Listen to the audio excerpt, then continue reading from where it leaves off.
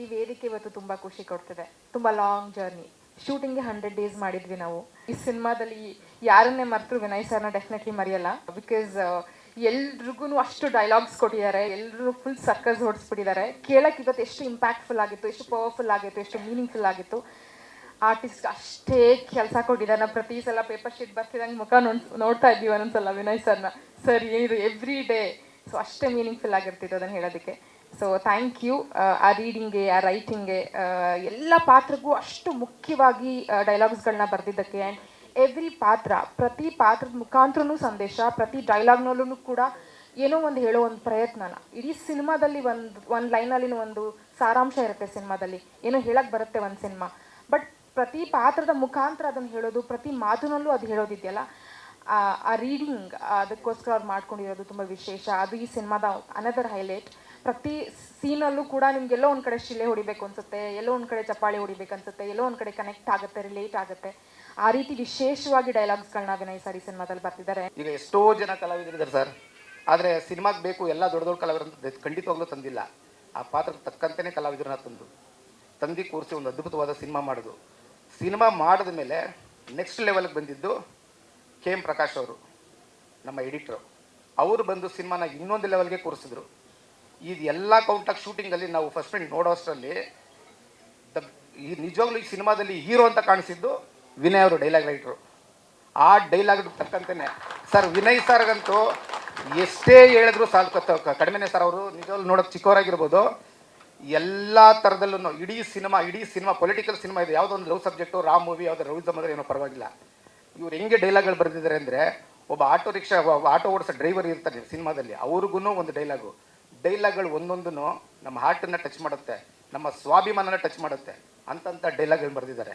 Cinema ನಾನು ನೋಡಿದ್ದೀನಿ. ಈ ಸಿನಿಮಾಗೆ ಏನೇ ಗೆದ್ದರೂ ಇದಕ್ಕೆ ಎಲ್ಲ ಸಕ್ಸಸ್ ಆಗಬೇಕಾಗೋದು ಮೇನ್ ಪ್ರೊಡ್ಯೂಸರ್ಗೆ. ಅದಕ್ಕೂ ಮೀರಿ ಡೈಲಾಗ್ ರೈಟರ್ ವಿನಯ್ ಅಂತಿದ್ದಾರೆ. ಈಗ ಏನು ನೋಡ್ತಾ ಇದ್ದೀರಾ ಅದೆಲ್ಲ ಅವರೇ ಬರ್ತಿರೋದು. Too tiring and very exciting to work actually. Dialogues used to give that energy actually. ಪ್ರತಿ ಒಂದು ಆಕ್ಟರ್ದು there is like specific kind of like attitude and dialogue ಇದೆ. ಅದೆಲ್ಲ ಅದು ಮಾಡುವಾಗ ಒಡಿ ಸಿನಿಮಾಗೆ I was like little scared. ಏನ್ ಸರ್ ಒಂದೊಂದು ಹೈ ಹಿಂಗ್ ಹೋಗ್ತಿದೆ ಅಂದ್ರೆ how to manage the high. Trailer ಅಲ್ಲಿ ಸುಮಾರು 200 ಶಾರ್ಟ್ಸ್ಗಳನ್ನ ಕೂರಿಸಿದ್ದಾರೆ. ಅದು 2.5 ನಿಮಿಷದಲ್ಲಿ ಕೂರಿಸುವಂತ ಪ್ರಯತ್ನ ತುಂಬಾನೇ ಕಷ್ಟ ಇದೆ. ಅದಕ್ಕೆ ಮೇನ್ ಕ್ರೆಡಿಟ್ಸ್ ವಿನಯ್ ಸರ್ ಮತ್ತೆ ಎಡಿಟರ್ ಸರ್ ರುದ್ರೇಶ್ ಅವ್ರಿಗೂ ಕ್ರೆಡಿಟ್ಸ್ ಹೋಗ್ಬೇಕು. ದಮ್ ಅಂತ ಕೂರಿಸಿರೋಂಥದ್ದು, ದಮ್ ಅಂತ ಪದಕ್ಕೆ ಅರ್ಥ ಕೊಟ್ಟು ಡೈಲಾಗ್ಸ್ಗೆ ಇವರು ವಿನಯ್ ಸರ್ ಮತ್ತು ರೀ ರೆಕಾರ್ಡಿಂಗ್ ಮಾಡಿರೋ ನಮ್ಮ ಆನಂದ್ ಸರ್ ಅವ್ರಿಗೆ ರಿಯಲಿ ಥ್ಯಾಂಕ್ ಯು. ಪ್ರತಿಯೊಬ್ಬ ಇವಾಗ ನಾವಾಗ್ಲಿ ನೀವಾಗ್ಲಿ ಇಲ್ಲ ಅಂಬಾನಿ ಆಗ್ಲಿ ಎಲ್ಲರಲ್ಲೂ ಒಂದು ಸಿಮಿಲಾರಿಟಿ ಇದೆ, ಒಂದು ಕಾಮನ್ ಆಗಿದೆ. ಏನು ಅಂದ್ರೆ ಎಷ್ಟೇ ದುಡ್ಡು ಇರ್ಬೋದು, ಏನೇ ಬೇರೆ ಬೇರೆದ್ರಲ್ಲಿ ಏನೇ ಇರ್ಬೋದು, ಆದ್ರೆ ಒಂದು ಕಾಮನ್ ಇರೋಂಥದ್ದು ಏನು ಅಂತಂದ್ರೆ ಒಬ್ಬ ವ್ಯಕ್ತಿಗೆ ಒಂದೇ ವೋಟಿಂಗ್ ಪವರ್ ಇರೋದು. ಸೊ ಆ ಪವರ್ನ ನಾವು ಯಾವ ರೀತಿ ಉಪಯೋಗಿಸ್ಕೋಬೇಕು, ಸರಿಯಾಗಿ ಉಪಯೋಗಿಸ್ಕೊಂಡ್ರೆ ಏನಾಗುತ್ತೆ, ಇಲ್ಲ ಅಂದ್ರೆ ಏನಾಗುತ್ತೆ ಅನ್ನೋದನ್ನ ತುಂಬಾ ಕಮರ್ಷಿಯಲ್ ಆಗಿ ತಗೊಂಡೋಗಿದ್ದಾರೆ.